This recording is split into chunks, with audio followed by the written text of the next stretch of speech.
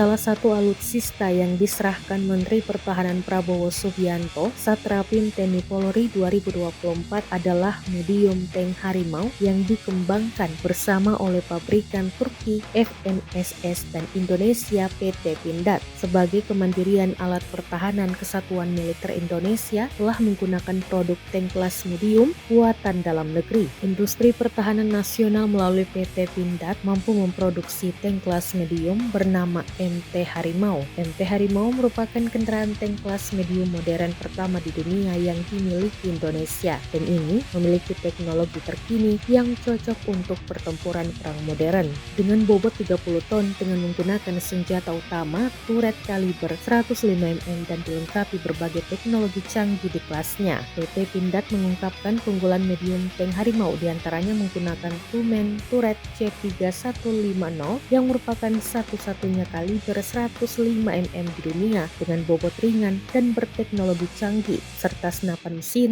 kaliber 7,62 mm, juga dilengkapi dengan proteksi balistik Stanag 4569 level 5, laser warning system, dan mampu menahan ledakan ranjau hingga 10 kg di bawah rantai. Download Tribun X sekarang, menghadirkan lokal menjadi Indonesia.